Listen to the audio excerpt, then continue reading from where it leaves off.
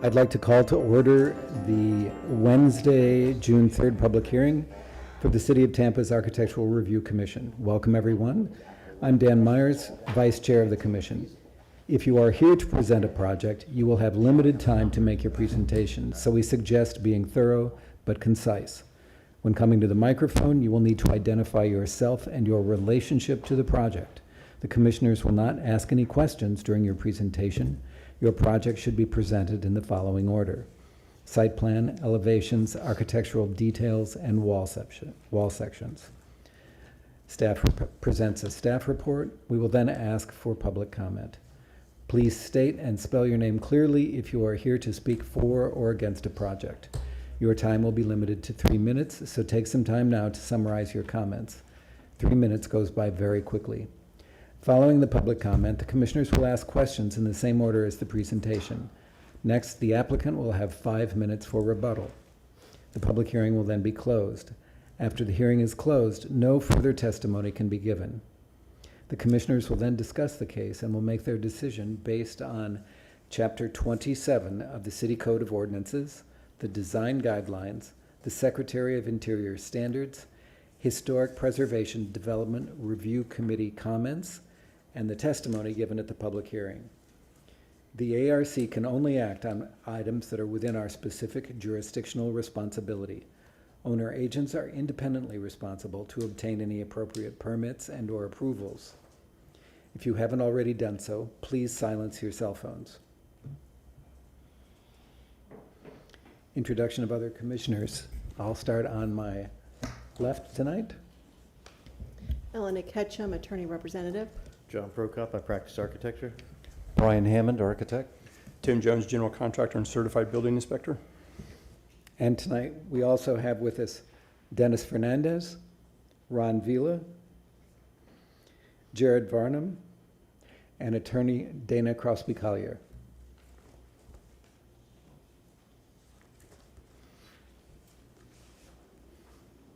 Good afternoon, everyone. I'm Ron Vila. I am a planner with Historic Preservation. Under conflicts of interest and ex parte communication, our legal will address the board. Good afternoon, Dana Crosby-Collier from the Legal Department. Would like to ask if any board member has a conflict of interest with any item on the agenda this evening. I do not. I do not. Great, seeing none. Has any member engaged in ex parte communication regarding any item on the agenda? I have not. Thank you. Thank you for that. There are no continuations reflected on tonight's agenda. Moving to the swear-in, everybody that wishes to testify, including staff, please stand up and raise your right hand. Do you solemnly swear or affirm that the testimony being provided today is the truth, the whole truth, and nothing but the truth? I do. Thank you. Our first agenda item and the only agenda item is ARC-26-00000242. This is for the address of 407 South Delaware Avenue. The underlying zoning attached to that parcel is RM24. The request in front of you this evening is for a certificate of appropriateness for demolition of a contributing structure. Attached to your staff report, we have Chapter 27-116. In Chapter 27-116 is the burden of proof and the economic hardship that needs to be satisfied if this project receives a favorable approval. It's a finding of fact. With the testimony that's provided tonight, with the dialogue that goes back and forth, you're going to make your decision. This structure did come before you. On page 4, we have previous action.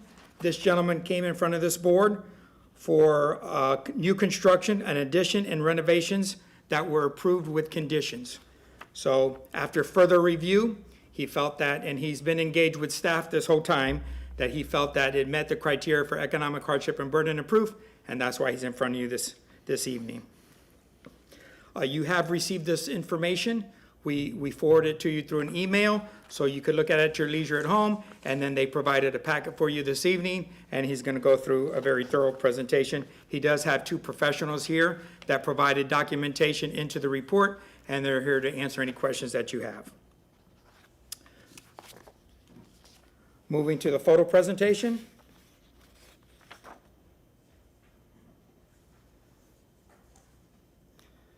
This is the old Sanborn map. The property in question is circled, and I put this ghosted line here. This is the Hyde Park Historic District as it sits today. Back in 2023, what is outlined from the crosstown to De Leon to South Boulevard was outside the district. So in 2023, that area, in particular this structure, became part of the historic district. This is our vicinity map to show that it is a contributing structure. It does face Delaware. There is an alley to the rear of the property, and there are contributing structures along that block. This is just an aerial showing the property in question. Once again, you have Horatio to the south, you have Delaware that the property faces, you have Newport to the west, and then you have Platte to the north. This is the Craftsman style structure that is under review this evening. You have a porte-cochere. You have very characteristic features for the high-end Craftsman house that this is, with your piers and your columns, the welcome walls with the front porch. You have some planters along the front and on the sides as well. You have the knee brackets with a gable end and the gable vent. This is just looking down the vehicular drive. The agent might get into the dimension that's here. It's pretty tight in there, and he talked about that when he came forward for the renovation. This is looking through the porte-cochere at that north elevation. We did work with the owner so he could do some exploratory research there to expose some of the members that are there. When we look at demolitions, it's just not the skin of the building. It's, it's the structure itself, the bones of the building with the rafters, the joists, and the studs. There is new construction that was approved by this board to the north.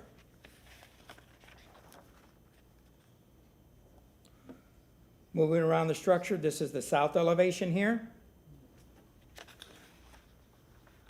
That's from the back to the front, and this is from the front to the back.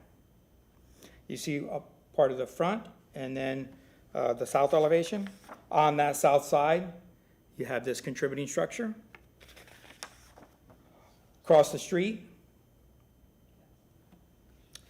and then focusing back on the structure in question. This is the rear. You see some vegetation that was removed over time. You see some period windows. You see some windows that were put in, probably some kind of transition room from the outside to the inside, with probably an open porch. Just to focus the last couple of pictures, there was some question if this were to go forward. There was a tree that is a shared tree from the alley that's in the rear to the subject site, to the abutting site to the south.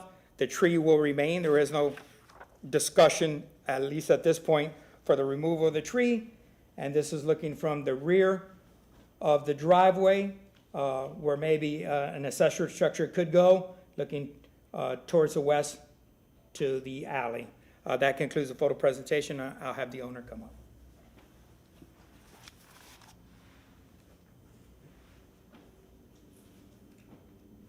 Hello.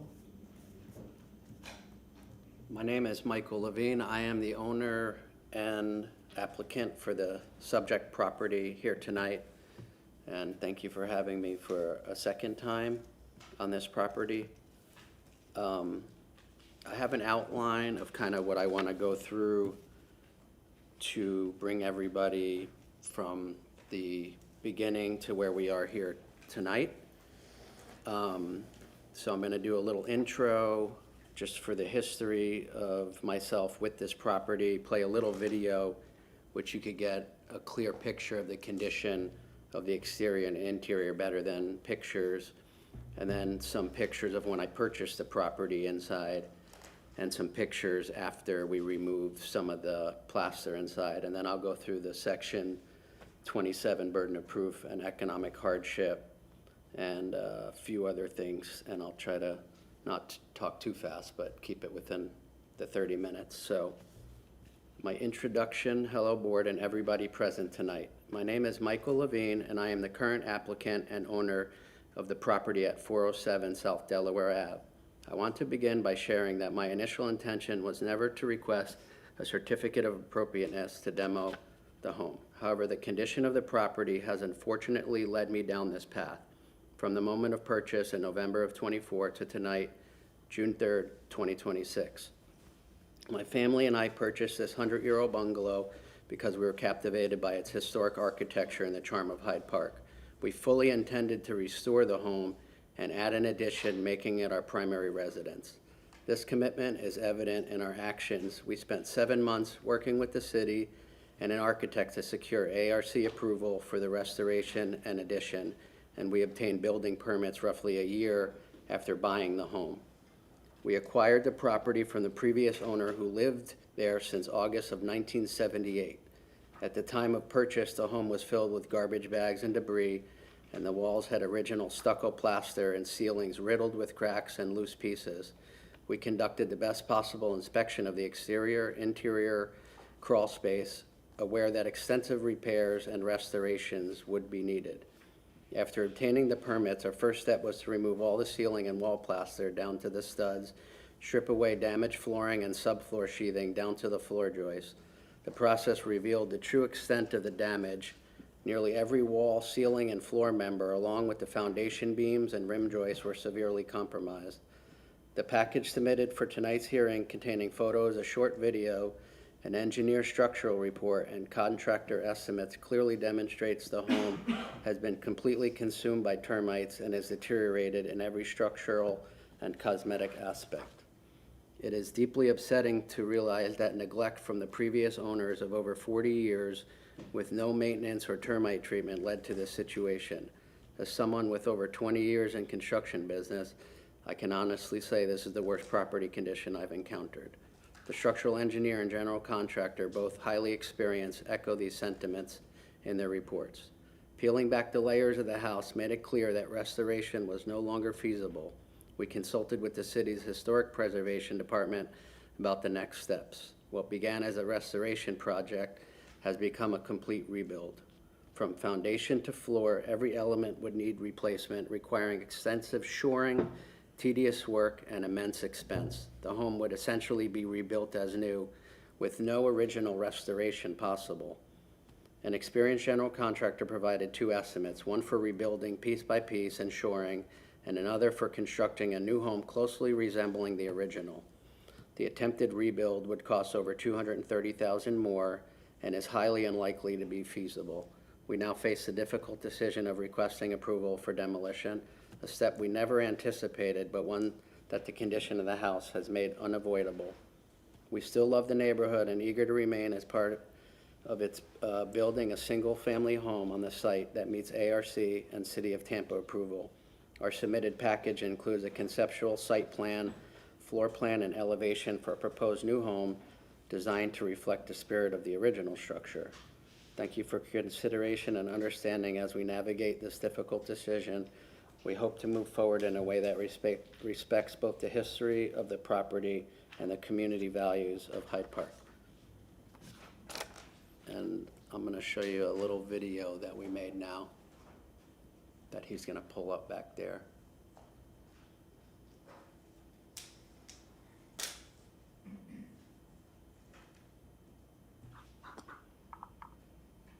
This is 407 South Delaware Avenue. Come around to the front porch entryway.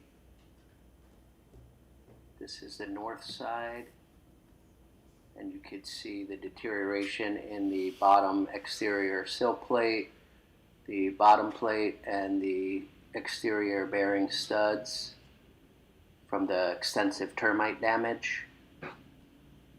More of the north side elevation.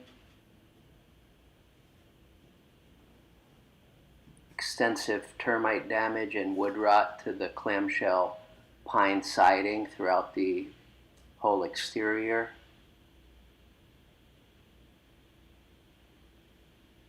Damage to the bearing rim joists throughout the house, sill plate and pine siding throughout. The roof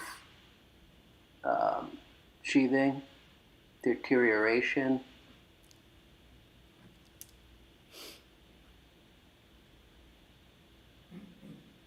More rim joist, termite damage, siding, termite damage. This is the south side elevation.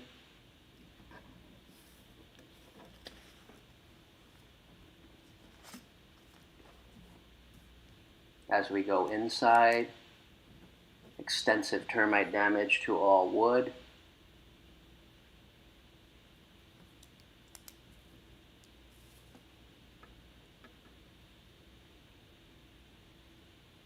Foundation beams, termite damage throughout.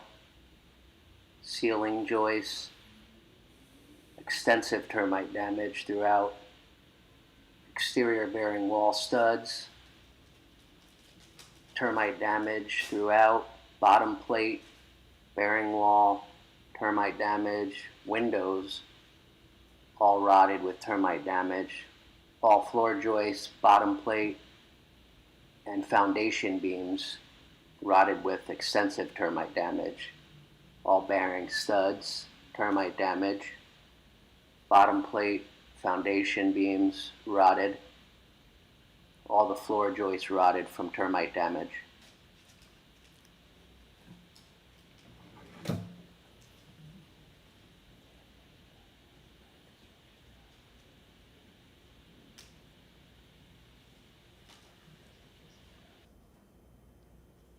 Thank you.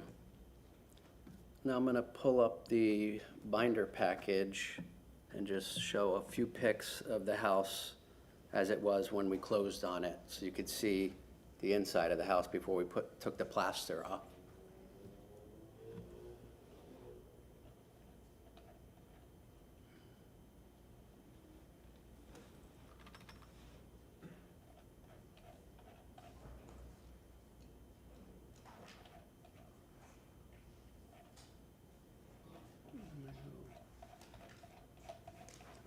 Sorry, it's all the way in the back.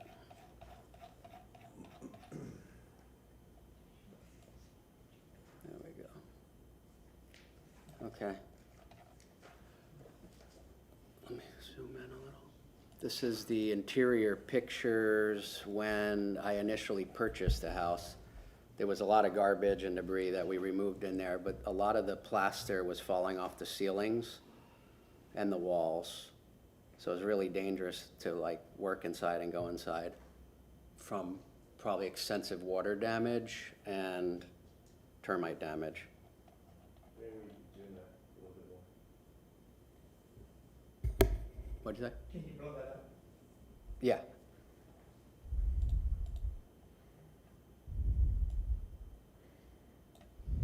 You want me to go back? This is the living room area.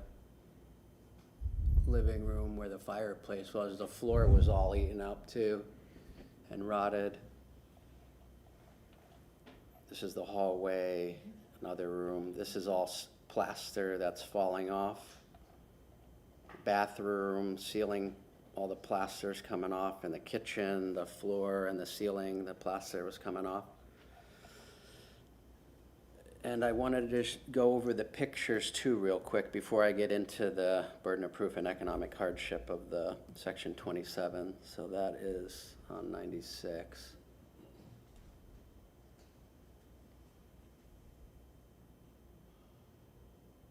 No, 28, sorry.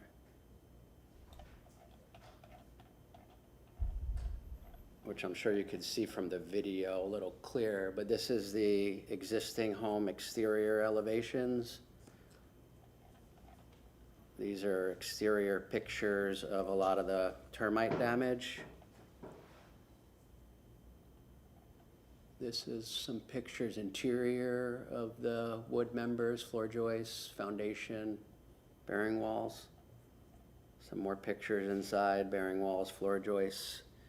Even the ceiling joists have termite damage. More pictures inside. Bearing walls There's one bearing wall that goes through the middle of the house, and the whole bottom plate is completely gone, and the studs.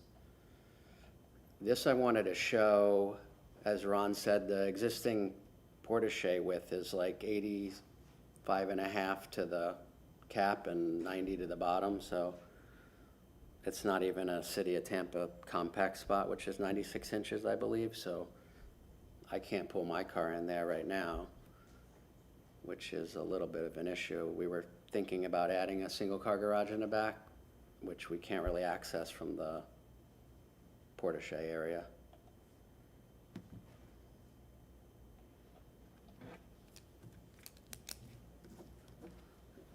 Now, let me get into the code, section 27, burden of proof of the evidence. A, alternatives to demolition or relocation such as planned development districts. Oops, sorry. Page 15.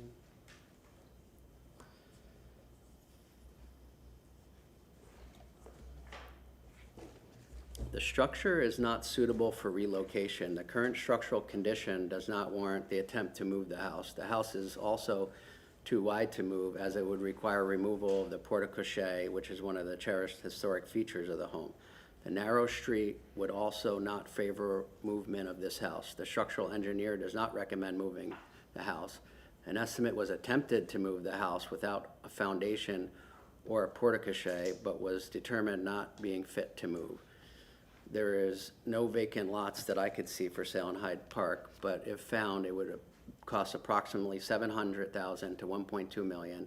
In this case, with the cost of land, moving, and rebuilding, would pose an unfeasible economic option. Although it is designated a historic contributing structure, it is not designated a national or local landmark. I have some more information on 19 on that one. The property is not a candidate for a relocation. The structural condition, size, and location does not warrant an attempt to relocate. The cost of purchasing a lot in Hyde Park, removing the porte-cochere foundation, cost of moving, and trying to rehab the house in another location is not feasible or economic possibility. Attempting to rebuild the house piece by piece also creates an economic hardship. The structure is dilapidated and would have to be rebuilt from the foundation to the trusses. Parcel is only 0.16 acres and is not appropriate for a planned development district. B, whether the landmark or building or structure can be retained on the site. The house is not a landmark due to its dangerous structural condition. It should be removed based on the professional opinions of the structural engineer and building contractor. It should instead be demolished and a new similar style and size home be built, which will meet all the building code's requirements.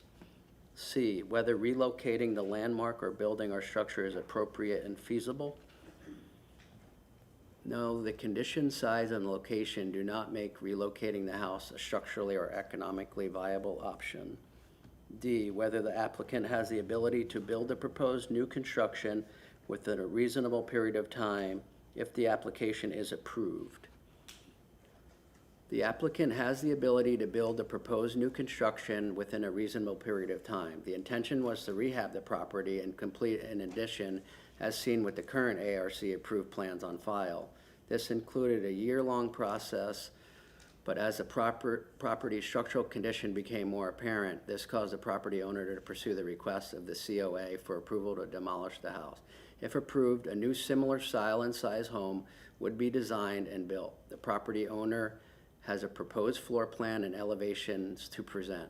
After approval, the applicant anticipates he will have plans ready for permitting within 90 days of ARC approval for demo. The applicant wants to improve the property for the immediate neighborhood, Hyde Park, and his family for a primary use for many years to come. E, whether the demolition is justified as an economic hardship.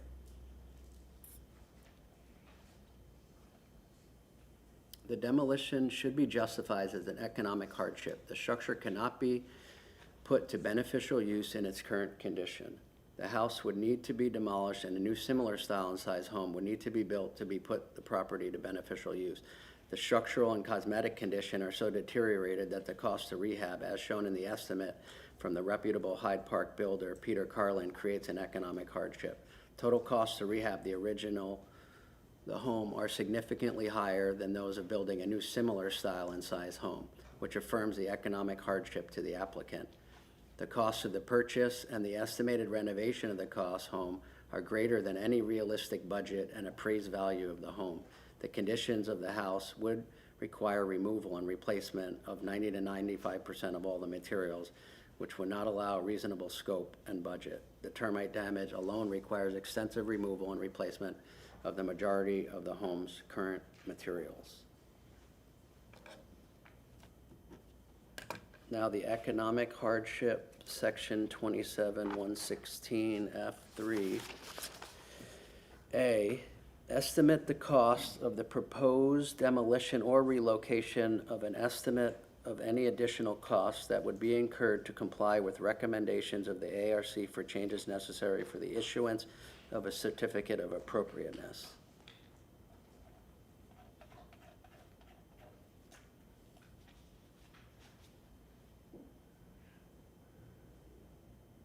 Here we go.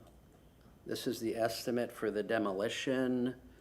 It's $17,750. B, a report from a licensed engineer or architect with experience in rehabilitation as to the structural soundness of the structure and its suitability for relocation and/or rehabilitation.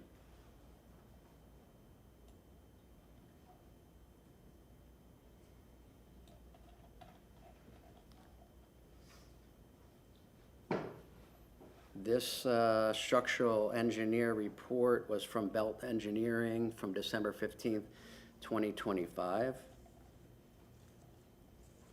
He has a summary, but he also added some pictures which are similar to ones that I kind of showed you guys already.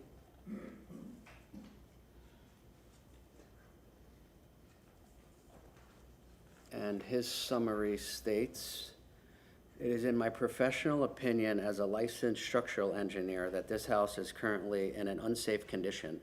The amount of damage done to the main structural elements is severe. I recommend that the homeowners consider tearing down the existing structure and rebuild. There is currently substantial and structural damage and needs substantial improvement at the existing."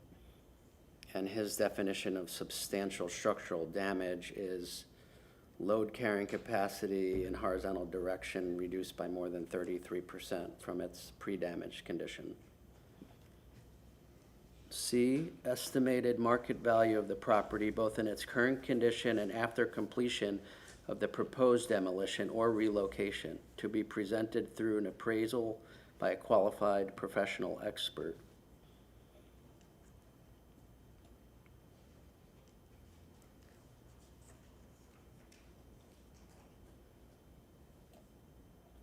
So I had two appraisals done back in December of 2025 by the Close Appraisal Group. And they appraised the existing house as it sits right now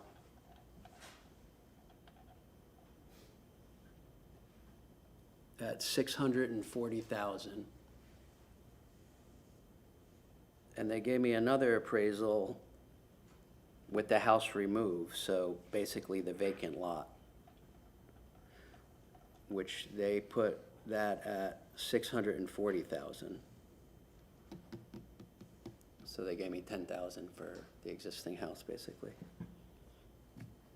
Okay, D, an estimate from an architect, developer, real estate consultant, appraiser, or other real estate professional experienced in rehabilitation as to the economic feasibility of the rehabilitation or reuse of the existing structure on the property or relocation to another property.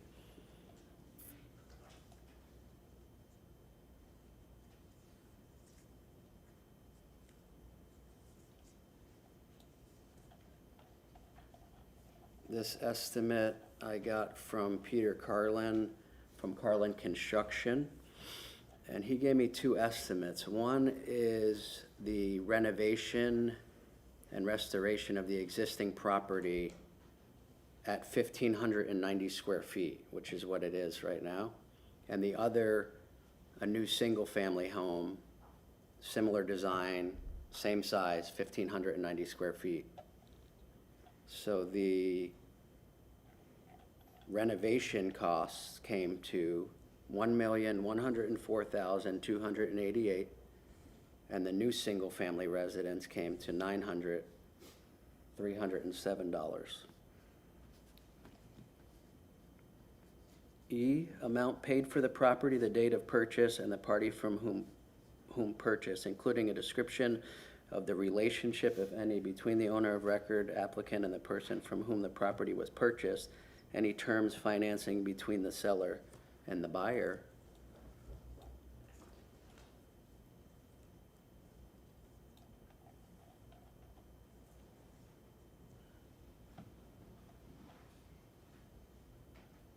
Okay. The applicant purchased the property on November 27, 2024 from Jan Robeson Lyons for $475,000. There is no financing between the seller and the buyer or a relationship between the seller and the buyer. The property was acquired via cash-only transaction through the listing agent realtor. F, if the property is income producing, the annual gross income from the property for the previous 2 years and depreciation deduction of annual cash flow before and after debt service, if any, during the same period. This is not an income producing property. This is a single family home and was purchased for primary home use. G, remaining balance of any mortgages or any other finances secured by the property and annual debt service, if any, for the previous 2 years. There is no mortgage secured for this property. H, all appraisals obtained within the previous 2 years by the owner or applicants in connection with the purchase, financing, or ownership of the property. Those were the two appraisals that I showed you. Those were the last two that were done, that were back in December of 2025. I, any listings of the property for sale or rent, price asked and offers received, if any, within the previous 2 years. The property was originally listed for sale on the MLS July 1st, 2024 for $525,000. There was a pending sale on July 26, 2024. The property was listed back again on MLS October 18, 2024 for $525,000. The price changed on October 29, 2024 to $475,000. The applicant purchased the property and closed on November 27, 2024 for $475,000. And this is from Zillow, the listing and the dates and the prices. J, assess value of the property according to the two most recent assessments and assessments of the property after demolition or relocation. According to Hillsborough County Property Appraisers website, the property was mostly recently assessed as $448,167 in 2025, $1,007,977 in 2024, but that included the recently sold vacant lot adjacent, which sold a little before I purchased this for $650,000. The assessment value of the property, which was the vacant lot sold, is $329,222 based on the same size lot, vacant next door split from the original parcel with house removed. It would be exact same size vacant lot and location. Assessment is from the Hillsborough County Tax Collector for that folio. K, real estate taxes for the previous 2 years. According to Hillsborough Tax Collector, the annual tax bill is $8,701.85 for 2025, $18,529.45 for 2024. The 2024 property taxes included the vacant lot that was attached to the original parcel that was sold off. I, form of ownership or ownership of the property, whether sole proprietorship, for profit or nonprofit corporation, LLC, joint venture, or other method. This property is held in the sole ownership of an LLC, Castle Construction Design LLC. The home was purchased by the LLC and will be transferred to individuals, myself, Michael Levine, and my wife, Carrie Levine. The home will be the primary residence and homesteaded property. And last M, any other information would assist in making a determination as whether the property does yield or may yield a reasonable return to the owner's pro forma financial analysis. The certificate of appropriateness approval would allow the property to yield a reasonable return to the owners. The demolition of the dilapidated structure and the construction of a new similar style and size home would put the property to reasonable use and economic feasibility. The condition of the home with structural issues reported by the licensed engineer, potential rehab costs reported by the licensed reliable Hyde Park builder creates an economic hardship and non-realistic reasonable use. The demolition and this process for the COA was not our intention as previously expressed. We purchased the home, went through the long and costly process to renovate and make the home a primary residence for our family. Due to the extensive structural and dilapidated conditions, we are now forced to cease proceedings with the original plans. We are applying for the COA demo in order to make the home we want that will be suitable and safe now for many years to come. I just want to touch on a few last little things, and then that should wrap up. So, demolition by neglect, I just wanted to read this.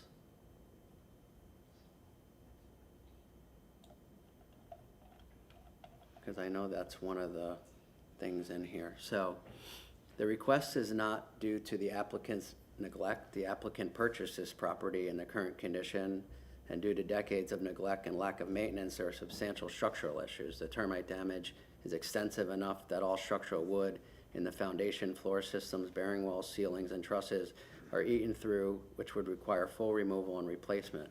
Belt Engineering inspected the property in December of '25 and confirmed the substantial damage. Belt Engineering's recommendations included demolition of the home and rebuild of the new home. The extent of the damage by termites has left the home unsafe and unusable. Applicant requests COA to demo and rebuild to its current building codes. And I wanted to bring up, just for a little history on the property, there's kind of a history of code violations, which on Excel only go back to 2017, but these are all for structure, cosmetic, and other complaints about the conditioning of the property. And the last is the new home and the renovation plans, which I'm sure we could look at a little bit more, but I'll look at it real quick. And when I printed the binders, these didn't print that great, so I kind of printed a packet also, but it's clear on here. So this is a conceptual of a new bungalow, which is very close to the original bungalow that's there now, just with a wider carport, a little bit wider outline to use the setbacks a little bit, but I try to basically keep it as similar as possible.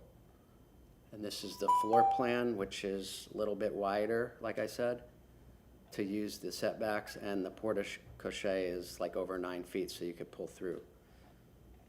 And this is a conceptual site plan, which shows the new house, porch, porte-cochere, and a driveway, and a possible single-car garage in the back that you could access from the front. And this is the plan on file right now, the site plan of the existing and the addition. And I had a driveway coming off the alley because I couldn't get through the front. And this is the floor plan that's on file now. This is the existing, which is a little narrow, and then we bumped out the addition in the back to make it a little bit bigger. So, in closing, I'd like to say thank you. That concludes my presentation. Like I said, we purchased this home in a historic neighborhood because we wanted to restore and renovate an old bungalow. We did not want a vacant lot to build a new home. That is evident in all the work and time invested with the city, ARC, and architect up to this point. I do have Peter Carlin here from Carlin Construction. And JD? JD from Belt Engineering is here as well if you have any questions for their estimates and report. Thank you.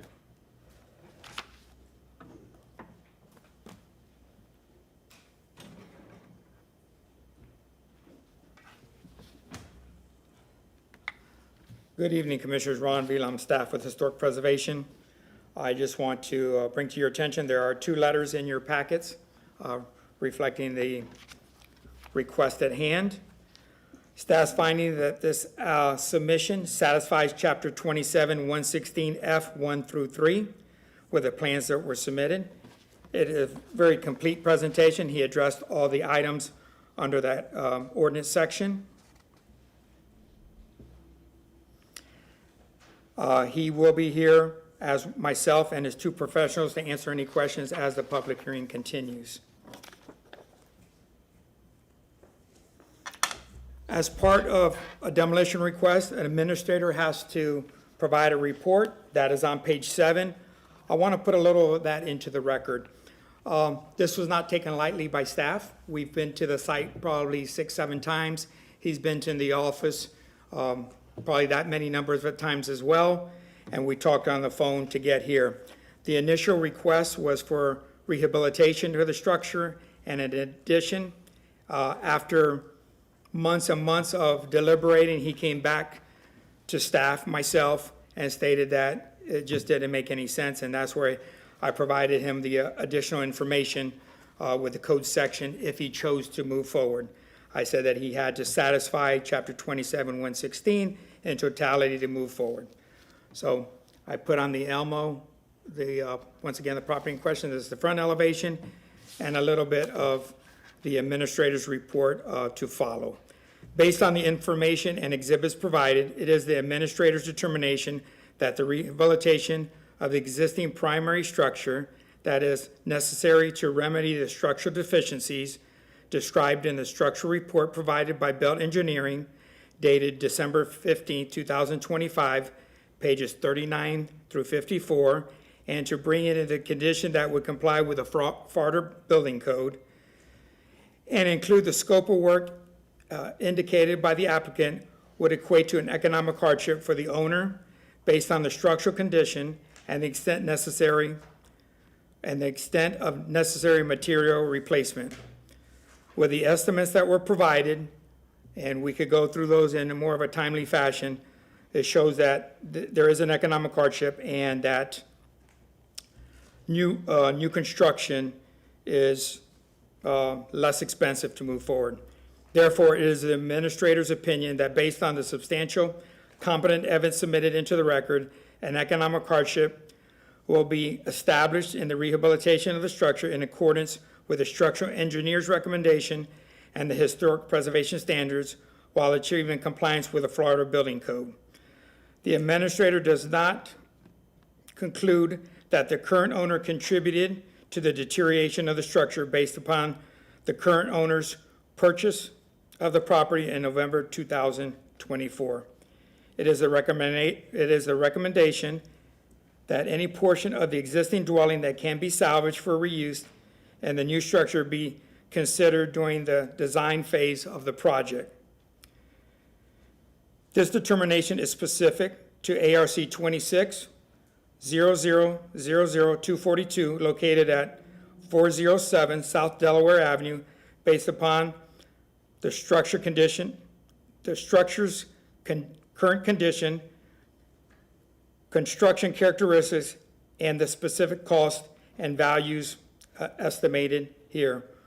Once again, this property was not under the review of the ARC for many years. It just came on board in 2023. This house had numerous violations. The city did not move forward with those violations because the property was homesteaded. So although the violations continue to accrue cost, there was no taking of that property because it was homesteaded. You can see by the evidence of the photos and through the movie that was provided that damage did not occur under this owner's ownership. That concludes my portion, and I'll be here to answer any questions. Thank you, Ron. It is now time for public comment.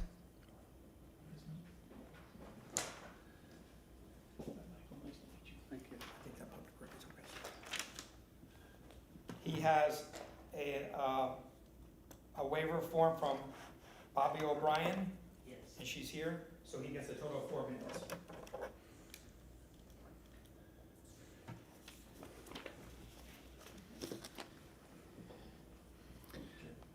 Okay. Name, please. Good evening, Commissioners. My name is Dr. Michael Pobad, and I'm the president of Spanish Town Creek Association. The Spanish Town Creek Civic Association is concerned with maintaining our historic character since most of Spanish Town Creek is officially designated a historic district. Spanish Town Creek is considered the genesis of Tampa that is steeped in history. The first recorded non-native settlement in Tampa was Spanish Town Creek around 1783. We are home to historic Gorey Elementary School, the Friday Morning Musicale, and the Jose Gaspar pirate ship. No doubt, Captain Gaspar slept in Spanish Town Creek. It is important to note that this property is in the heart of Spanish Town Creek's historic district. The Spanish Town Creek Civic Association has had numerous discussions concerning this house located at 407 South Delaware, and we have been monitoring the situation for well over a year. Some members of the association believe we should press forward and allow for the development of more modern, progressive styles within our historic district, as long as they are built with quality and it is designed with integrity, honesty in materials, and genuine design process.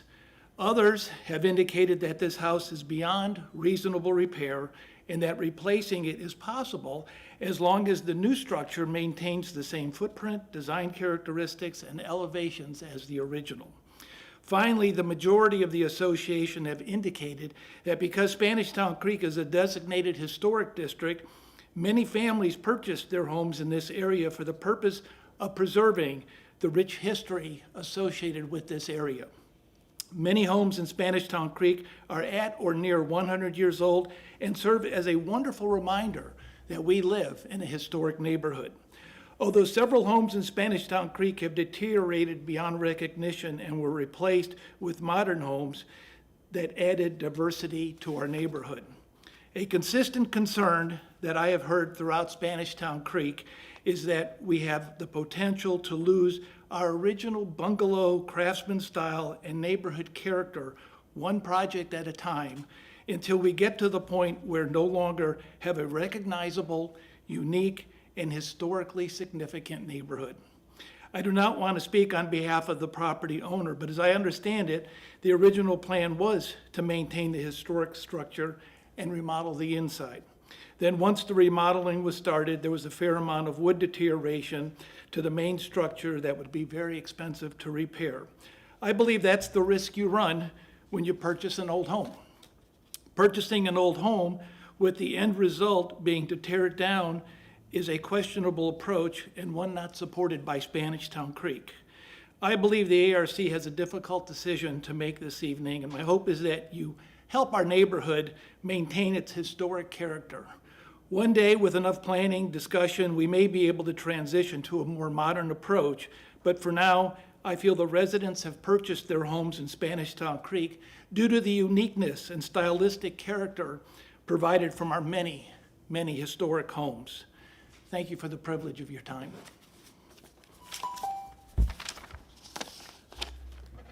Thank you, sir. Let's see, now, questions? Anyone else? For public comment? Okay, seeing no more. Tim, do you have any questions? Yeah. I've looked through your, Mr. Carlin's estimate, and the floor plans that you have submitted or that you've put for our review shows a house with siding, but yet the new proposal shows stucco. The new compared to renovation seems to have some discrepancies between the two, so I'm wondering if we're comparing apples to apples in our costs there. Okay, could you, Peter Carlin Construction, can you point to a specific line item? Sure. It's line item number 6203 and 6204. There's new exterior cemented siding. Yes. So you've got a total of $35,000 worth of stucco siding, but yet It's not our stucco, that's just hardy board. hardy. Oh, okay, hardy board. Okay. Yeah. All right.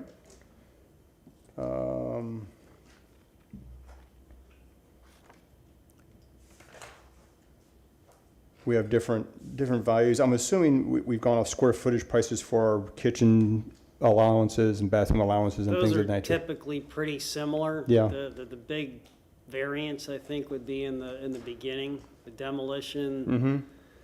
You know, the foundation, the framing, because once you get to the finishes, it's pretty similar. It just Yeah, you've got based on the design. Yeah, the So, renovation demolition's a pretty significant number. It's almost $75,000 for the renovation demolition, the numbers you've got on here. Yeah, So it's, piece by piece. yeah, that's pricey. Okay, for the applicant, I'm sorry, real quick, Mr. Carlin. The difference in time-wise between the renovation and the new construction, what's the time difference roughly? You probably at least 4 months. 4 more months. For the reno. Okay, yeah, I saw some differences in builder's risk insurance and your supervision, things like that. I'm assuming it's because of additional time. All more. Yeah, all additional more, time. Yeah. Okay. Okay, for the applicant, the property is owned by your construction company. Is there a reason for that? Usually, I have a loan, and I was gonna use that as part of my business loan on that. And then, we decided to use cash instead. So that's why I originally put it in my company name, but it was gonna be transferred into my name and my wife's name. Yeah, because currently, if this is going to be your home, then I'm assuming that you would want to homestead the property, but the way it's currently titled, you wouldn't be Yeah. able to do that. Yeah, So we you- would, yeah. But- We're So gonna you homestead plan it. on transferring the deed over to your personal name so that you can Yes. homestead it and live in it, okay?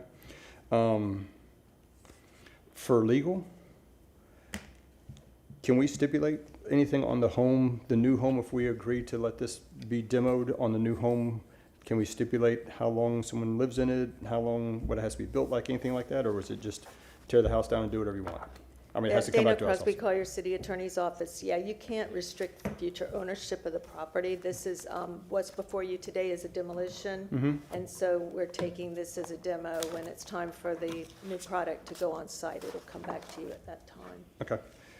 And then one last question for staff. Mr. Avila, can you tell me when our original ARC was approved, our original renovation? July 23rd, 2025. That's what I need to know. Thank you very much. No more Yes, sir. questions. I have no questions. No questions.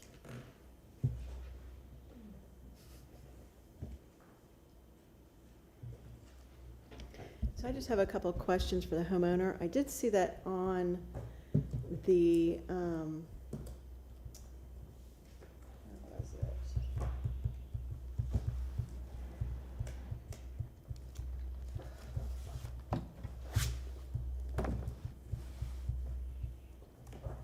Give me one moment, I'm sorry.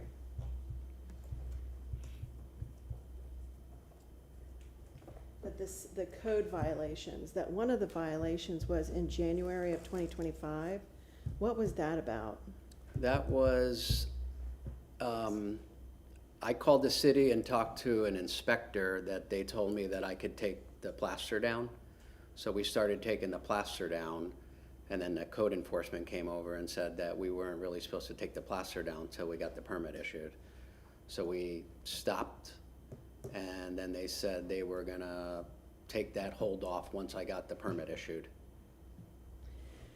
Okay, so when you came and you got the renovation, I guess, approved in July, what was the state of the home? Was everything removed like it is now? Were all the Those floors pictures that I removed? showed with the plaster falling off the walls was how the house looked when we purchased the home. And how about when you came in July of 2025 to get the renovation approved, right? Because that was the Yeah, date. that's how it looked. It still had the plaster and all that. I didn't do that till the plans and everything were in permitting. So after July of 2025, and we approved the renovation, that's when then all the flooring Yeah. was removed? Yeah, we stripped the plaster and the subfloor. Okay, And then I kind of looked at everything and really started examining it, and I brought Ron over once or twice, and I kind of started looking at everything and seeing the extent of everything and doing numbers, and kind of didn't know what to do and wanted to go forward and pulled back, and then, you know, it's not an easy decision right. to stop and try to do all this, obviously. So I kind of like really thought about it. So when the home was first purchased, was there any sort of inspection done in connection with the purchase of the home at that time? Yeah, before we closed on it, we inspected under the house and inside the house.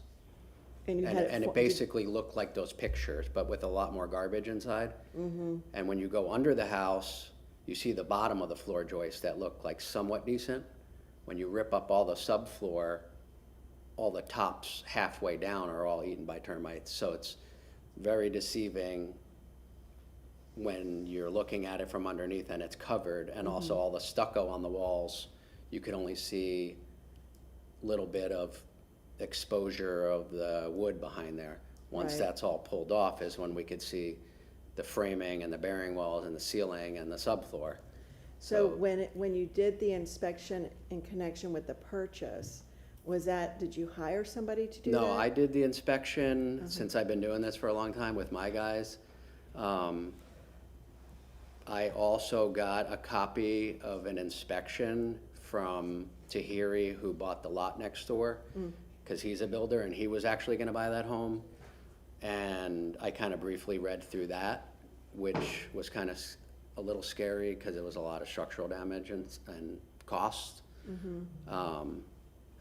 But I figured I could work with what's there, honestly. So the person or company that bought the lot next door was going to buy the whole property when it was all together, and so Not he- sure if they were gonna buy the whole thing, but he did tell me that he looked at that house. Okay, and so he had an inspection report that he gave to you to Yeah. review? Yeah, Okay. it And was you more re- like a structural report. And he gave it to you prior to the purchase? I can't of- remember if it was before or after, but, I mean, I looked at it the best you can. Yeah, Up in the attic, in the house, under the house, all around the house, right, which you could see a lot of visible wood rot and termite damage, but you can't see hardly of what you could see when you take all that plaster that's falling off right. and the subfloor that was all eaten, and really see the wood behind the walls. What's the structure of the brick out front of the, and of the columns and piers and all that in the front porch? What's the state The of that? columns are probably concrete and, I mean, brick, solid brick, and the round pillars are concrete. Okay, So that's probably why those are still kind of standing straight. standing, And the fireplace. And so, for the difference of the cost between demolition and rebuilding, it's about 200,000 or so, I Yeah, think. that's what Peter has on his estimate, yep. Yeah, so generally, what's the difference between the two without me having to go and Well, one calculate is all if of it's it? even feasible to do all the restoration that's possible because of the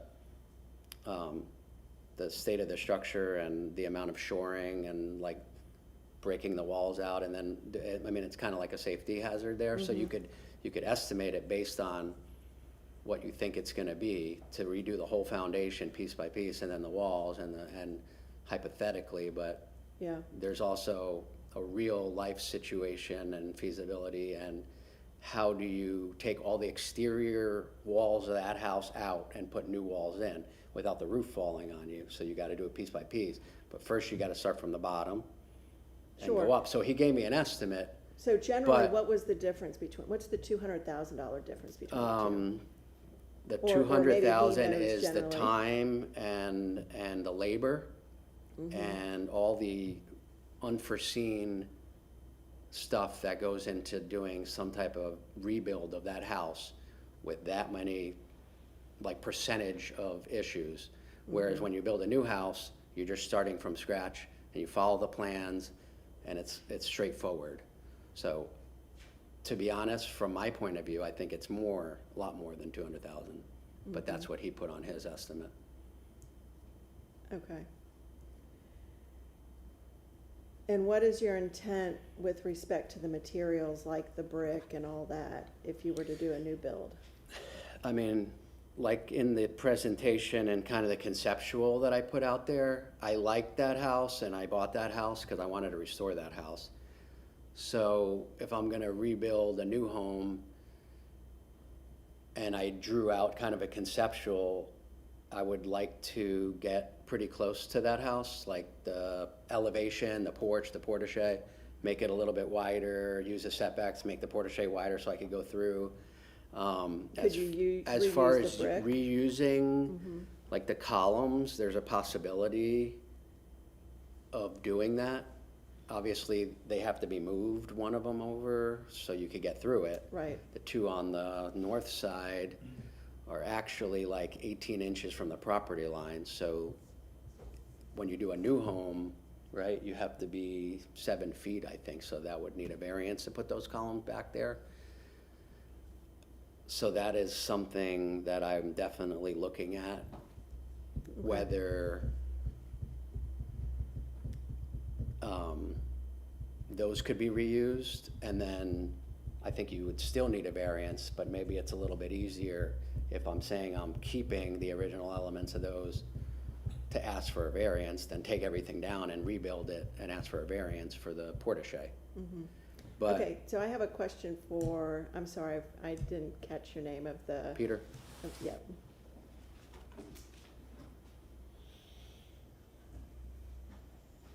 Maybe you know, can you just tell me what the $200,000 difference is between the two No, numbers? 200,000 is, and like he said, it could be more, but I had to come up with some realistic numbers based on some conceptual drawings. But I mean, that difference is rebuilding the structure of the existing home. So putting in new piers underneath the house, new floor joists, I mean, literally, you know, replacing every piece of wood piece by piece, because we can't just build a new wall and tilt it up. So we have to shore the whole building Right, up. bracing. I saw numbers Put all for that stuff bracing. in there, so that Yeah. is the difference. Because like I was indicating to Mr. Jones, the finishes are kind of the same, but it's Right. the beginning, the demolition, and then the new foundation and the new framing. That is where the extreme costs come in. Okay, all right, thank you. Okay. And I have a question for staff. When we approved the renovation in July, I guess it was after that everything was taken out, all the flooring was taken out.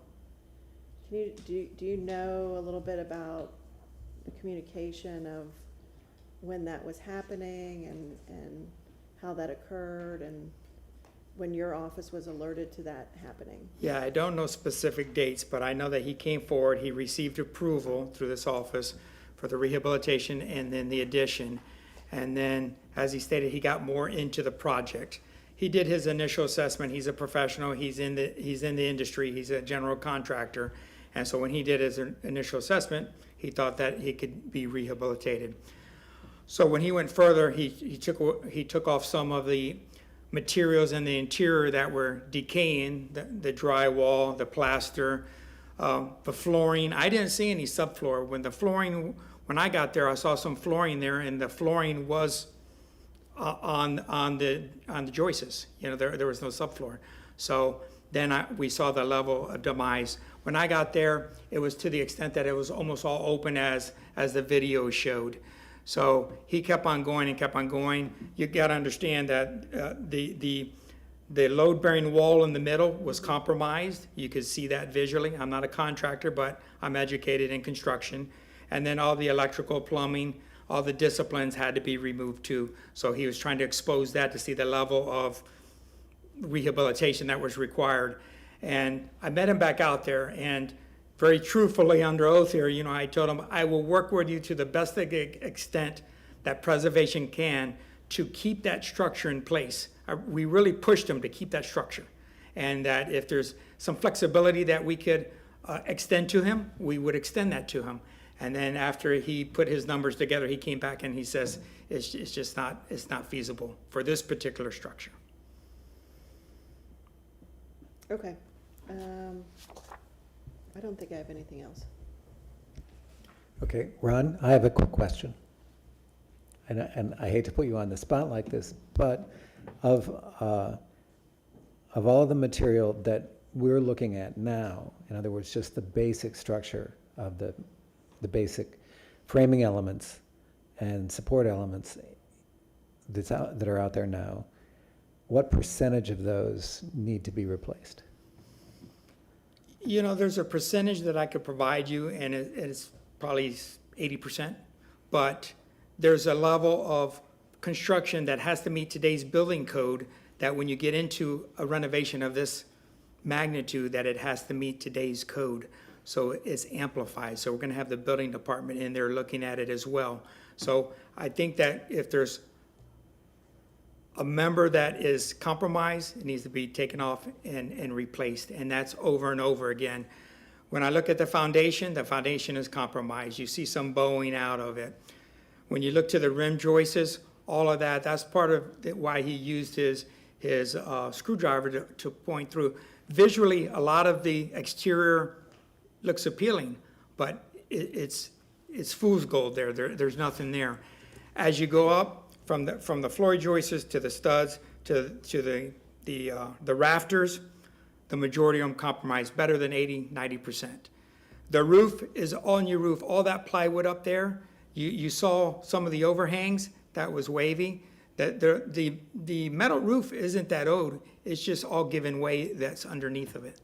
So there are very little original members that you could use. Going back to what is salvageable, and if it goes that way, I think that should be a reasonable condition that you could put on this if it moves forward, is the front porch. I think some of the brick may be able to be reused. I think the columns may be able to be reused. And then we talked about the proportions of the existing structure there now and what he wants to do. And if you look at the drawings, it's very similar. I don't think we could put that condition, but that's the direction he wants to go, and that's what we spoke about. Okay, thank you very much. For the applicant, how can I phrase this? In your mind, who is the one who's going to be doing the reconstruction? Are you leaning towards yourself, Mr. Carlin? Yeah, or? I am leaning toward myself, Sure. just because it's going to be my primary residence, and Yeah. I've built probably 100 homes, and I've never built my own home, so By the way, I don't This suggest would it, be but a that's okay. perfect opportunity. I'm in the process of building my own home. I don't And suggest it. you but yeah. can see the costs too, so. Sure. Okay, thank you. Okay, any further questions? All right, let's see here. You have 5 minutes for rebuttal, Mr. Levine? Anything you want to tell us now? Yes, I'll say one thing.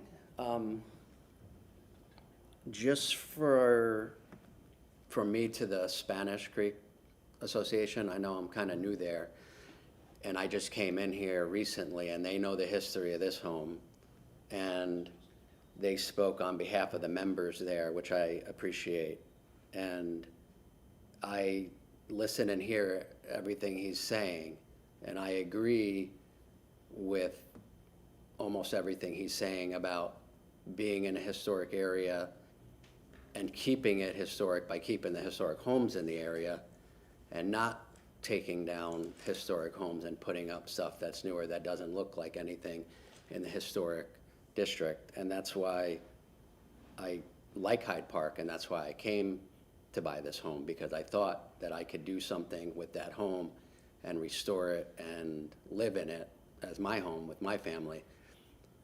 But the reality of that home was something different.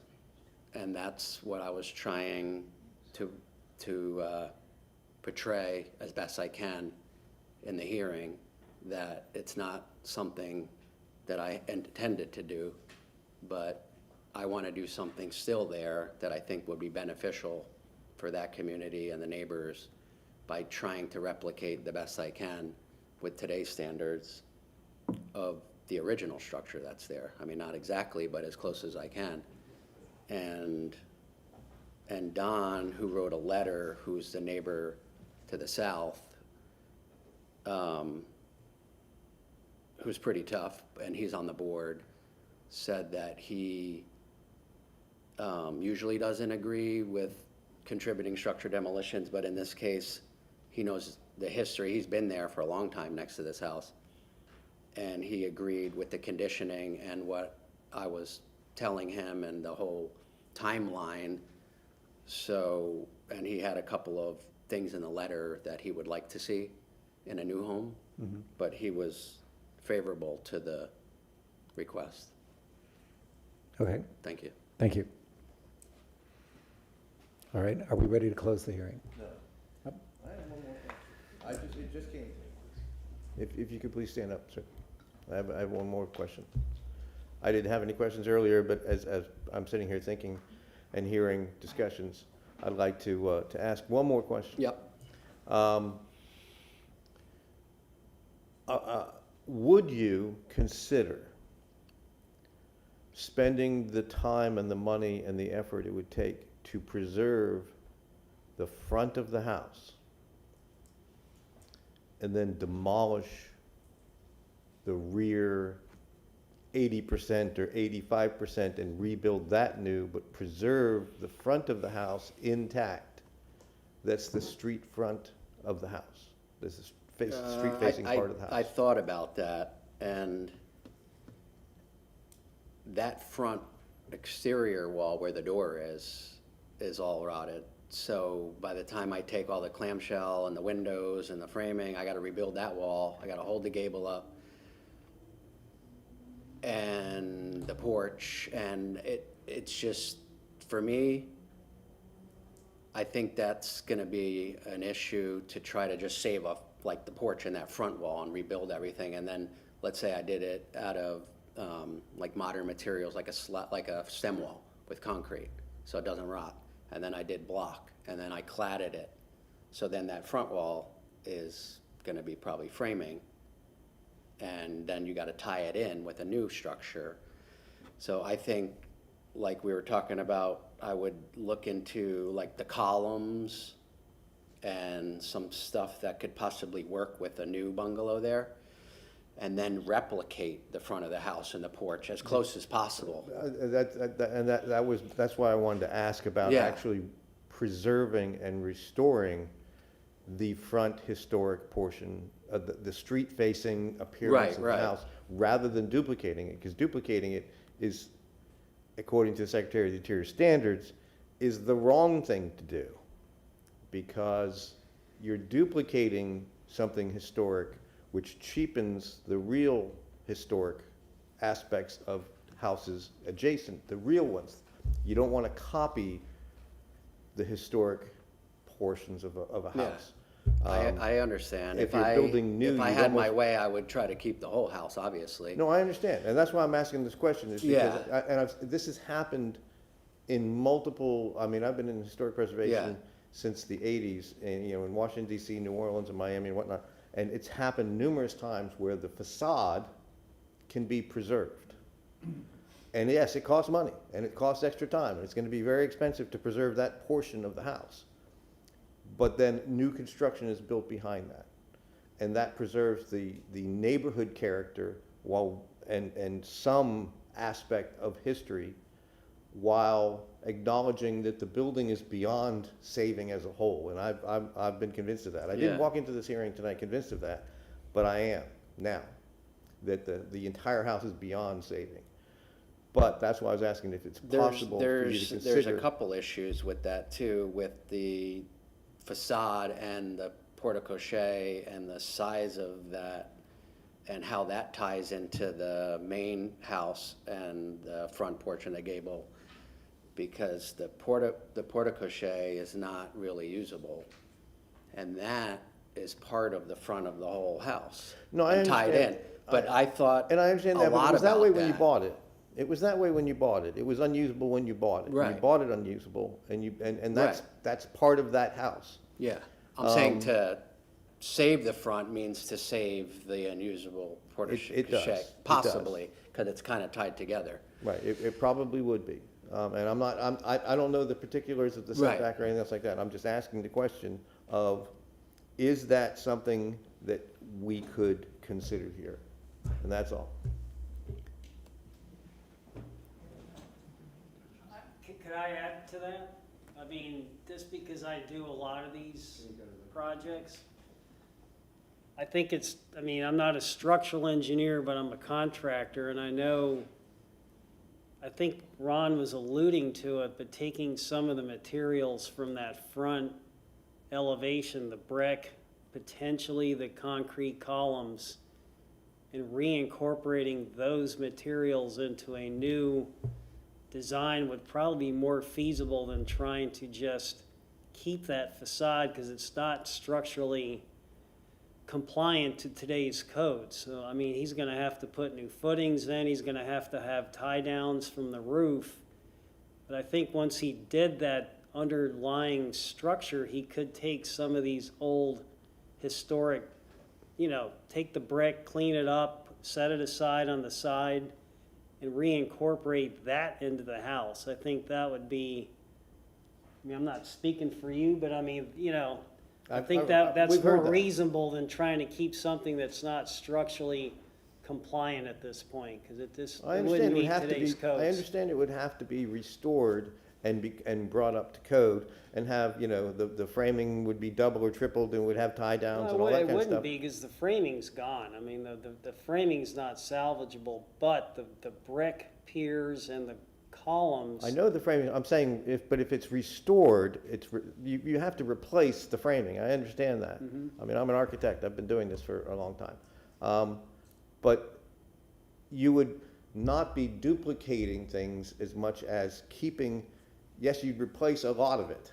Yeah, But you would- duplicating's not what you guys look for, I don't think. I mean, it's more of taking some of these historic materials and reincorporating them into the structure to kind of have a relic of the past there, instead of duplicating it. If Well, he had that's- 3 piers or 2 piers, I mean, at least he's taking something. But I understand that. Yeah. I was asking specifically if he would be willing to spend the money and take the time to restore a portion of the house that is facing the street, and that's all I was asking. I understand how difficult it is and how hard it is. We received the answer. Yeah, it's a little hard for me to give a definitive answer on the feasibility of keeping just one wall and removing the rest of the house and the condition of the structure right now. I don't feel comfortable saying that. I didn't ask you if you're comfortable, I just asked you if you would consider it, that's all.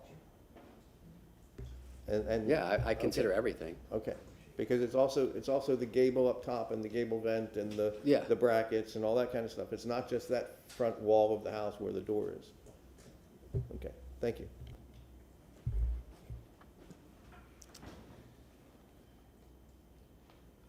This was a line of discussion, just wanted to kind of add this in from the staff's perspective. This was a line of discussion that we had when we were on site. I, just from some recent events, have been dealing with sort of extensive demolitions and how those somewhat interact with the building code. And I would believe that it would be very difficult to maintain the gable and tie that in with a truss system beyond. It would most likely be a problem with the building review.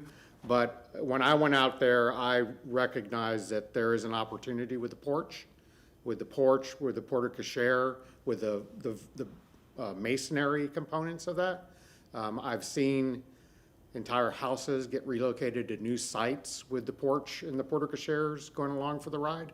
So I know that they're pretty resilient and they can be manipulated if there's some, design issues. But it would be something, we've done this before, not with a demo, but with relocations and whatnot. So I think there is room in a motion to explore that fact prior to that element being removed.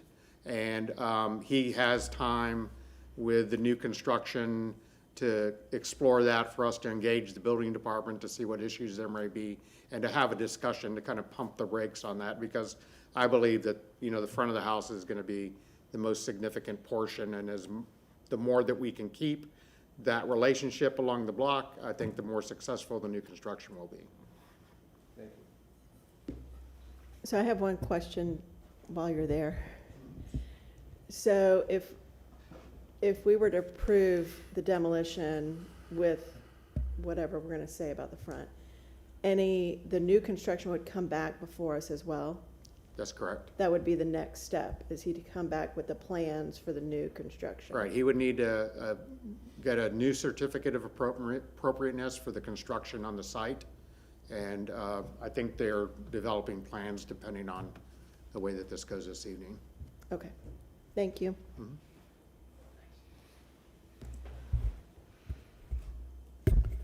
Okay, so I believe we have finished discussing the case. I'm now looking at staff. No, we finished the question and answer. Yes. Okay, so now we're ready to close the public hearing, because yours was the last question. All right, Open up a can of worms.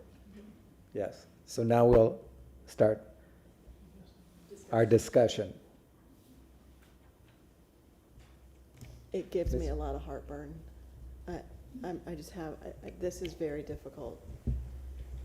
Because even if you demolish it and he comes back with a new plan, the new plan really isn't gonna be exactly the same, either because it can't be exactly the same, or the conception that he proposed showed two roof lines Well, he can From come, what I he can saw. come back with a completely different design entirely. altogether. He can put a modern home on the house then, because we wouldn't be able to have a say in that design.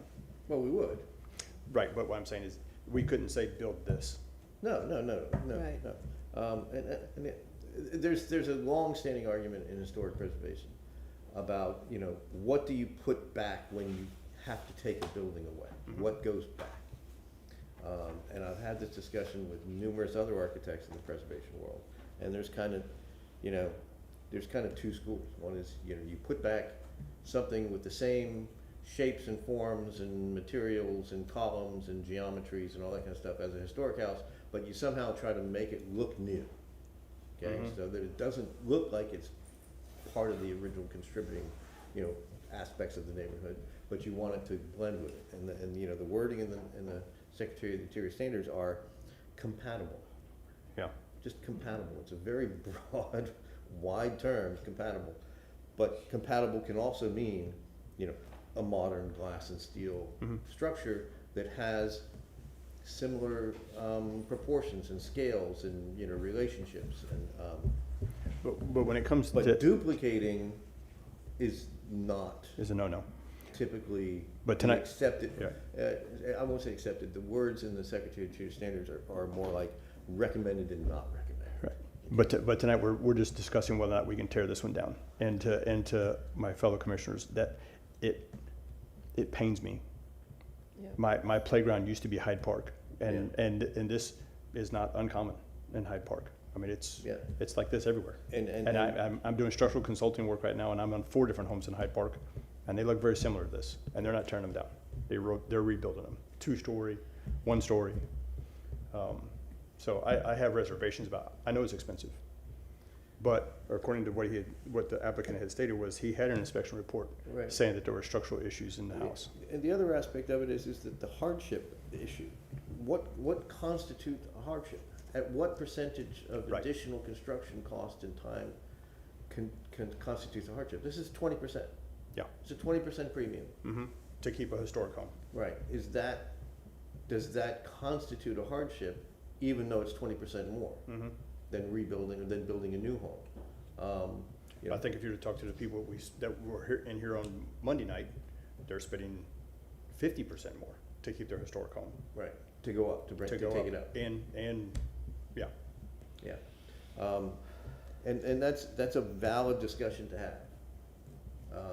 Because the definition of hardship is subjective. My only reservation, I would be hard against this. 100% no, vote no. I don't want this to happen, except for staff. And staff is saying, we say it should be come down. And that's if staff had been like, 6, 7. Well, you say this is, one of the other aspects of it is, because we're still having a discussion. Yeah. So one of the other aspects of it is, if you take apart a historic house and replace it piece by piece by piece by piece, when you're done, It's not historic anymore. you don't have a historic house anymore. That's true. It is no longer a historic contributing structure. It's true. It is gone. Right, but.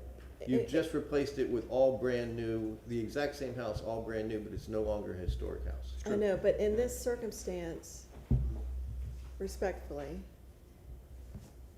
the purchaser testified that that company has built over 100 homes. That's what I heard.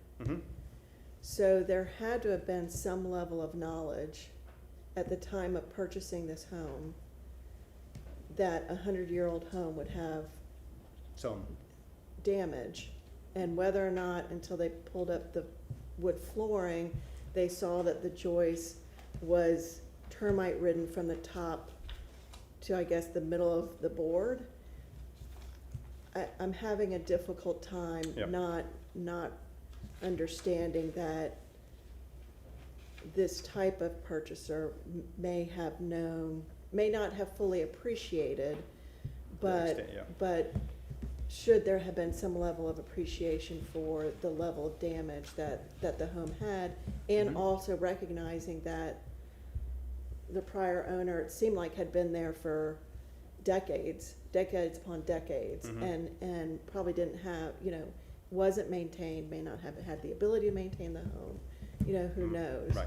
But I'm having a hard time, and I'm welcoming y'all to challenge me on, should that be considered, that you have a sophisticated buyer who inspected the home and received a report, either, I don't know whether it was, the testimony wasn't sure if it was before or after, from the neighboring property, that was a structural report in connection with this home.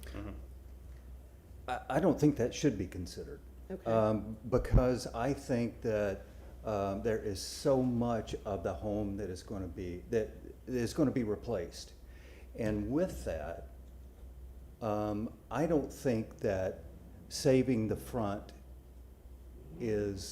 should be a part of the discussion either. I mean, I understand the merits of that, but there's going to be so much of the house gone. I mean, why not just say, instead of this is my feeling on it. If we're going to say save the front, there's going to be a lot of the front that's not going to be there anymore, like the gables. All right, so now we're talking about brick. Well, how much? I mean, how much of the character of the house can be replicated in a sense, just as far as the style goes, but give this applicant the ability.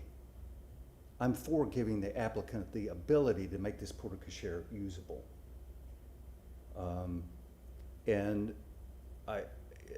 if we felt good about saving the columns out front, that would, that, to me, that would be enough, if we save a part of it, so that, not everybody is going to know that, other than the applicant, who could feel really good about saving part of it. I think I would.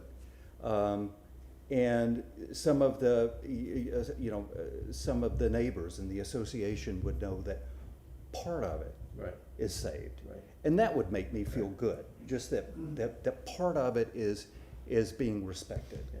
Now, I don't completely understand if that, is a condition of this, but, personally, it's a little sad for me because I knew the previous owner. All right, and she didn't have, it was a widow first, all right, and she didn't have the means Right. to be able to take care of it. And so it's sad to just kind of see that, and I hadn't thought about this house or seen this house in years. And the original owner has since passed. And so to me, just saving a little bit of it, the columns, great. Right. Well, I think that it goes precisely to my discussion of if we said, no, you cannot demo this and you have to replace everything, and by the time they finish that, they would not have a historic house anymore, they would No. have a brand-new house anyway. Yes. But they would still have the proportions It would and still have the scale. everything from the front. Right. Whereas they can't have those proportions if they build a new house, because the setbacks are wrong. Right, they're gonna, they have Everything to would move change. things, they have to move things. Right. Even, I would be willing to bet right now that if they had to rebuild the whole thing, the cost, that the Florida Building Code, because of the percentage of reconstruction, the percentage of replacement. Yeah. The Florida Building Code would require everything to be brought up Called to code. code anyway. Right, yeah, for sure. Okay, as part of the rebuild. Right. I don't know what that would do for, and as soon as that happens, then they'd have to apply for exemptions and all that for the setbacks. They would have to require that because it's such a replaced build. Such a new build, the setbacks and the exemptions would have to be applied for, I think, to replace it in place right now, because it's such an extensive, I mean, that's a legal question. I I'm don't not think so, a because lawyer. that's a zoning issue. I don't think But- they would, but. But anyway, it wouldn't be a historic house. I think we can all agree with that. It would no longer be a historic house Well, once it was It would rebuilt. still have the same proportions, it'd still have wood siding, it would still have it couldn't have, vinyl windows, it couldn't have. Right. Right, so it'd have to have all the original windows. Correct. All the wood siding, all of that. It Where would if be the same materials, Right, and the same proportions. yeah. If If they build a new house, it's all new materials, it's hardy board, the portico shares wider, pulled off. But we've not saved a historic house. You'd have duplicated a historic house in place. You'd have copied it. You wouldn't save it. So is that still a historic house? It would no longer be a contributing structure, I don't think. But, you know. I don't know, I mean, we approve other homes that they're Yep. redoing, we had one on Bay Shore, they're redoing the whole front of the house, they're redoing, we don't say that that's no longer a Yeah. historic home. So, I mean, I get the point When at they what. lift it up in the air, thing? No, they're gonna replace the entire front of the home, the one, and the prior home, For Monday night? yeah. No, they're taking. I know, but they've removed the wall from the front of the home. I understand. Yeah. So I understand it's is a certain percentage that tips it over to it not being historic anymore. I guess when I look at the factors that we have to look at to determine a demolition, unfortunately, I think most of the factors are met. The one that I'm having trouble with is whether or not the building can be retained on site. And it sounds like it could be retained on site, but it's gonna be the economic hardship of it's $200,000 more to retain it on the site. And maybe it's the majority of this board thinks that that's an economic hardship and it passes. But I think that's why we have these standards to determine whether or not the demolition is appropriate. It clearly cannot be moved. Right. I mean, there are factors that clearly are met within the standards towards demolition. Yeah, I think we really have to listen to staff on this. I'm sure that they were, like Ron said, intent on doing all that they could to save this. Right. And they have spent a lot of time on this and have come to this determination. And this is an ongoing thing. I mean, this is, you know, This is in not gonna be the last historic- time we hear this. You know, buildings are not getting any younger, Yeah. right? They're always getting older. Yeah. And the historic, and, yeah. Yeah, you're right, and in some cases, like this one, you know, the previous owner just couldn't. Right. Just couldn't, and it's sad, you know, it's really sad, and so, you know, I definitely have the feeling about that, but I really think that we need to pay particular attention to what staff has done and the back and forth between staff and the applicant and the final determination that they came to, which I don't think was done lightly. I agree. So I have one question for legal counsel, if I may. So what does the vote need for something to carry? What does it need to be unanimous or majority? Just majority. Okay. Three members need to vote for something to carry. But I did want to just remind you that the economic hardship criteria is also specified in your staff report, and the applicant did present evidence of that element as well as the other 5 that are on page 4. Right. Thank you.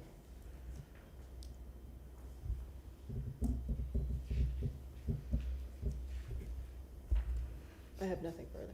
Okay. I will only mention that in terms of the definition of economic hardship, $200,000 is sufficient, I think. Because I don't think we should sit up here and say, oh, I feel that someone else should do this. Should pay that. And should take this on and pay this extraordinary extra money. Right. I was bringing it up at the top of your conversation. You know, Yes. Just to Yeah, discuss it, because I think it's important. but it is also important that historic preservation is not the playground of the rich. But And at the that same we- token, if you buy a historic home and you're not able to preserve it, then you need to sell it, so somebody else can buy it and they can preserve it. Not, I can't afford to do that, so we can tear it down. So, Yes, all things within reason, I think we're looking for. true, yeah, true. So are we ready for a motion? I'm not gonna get a motion. I will.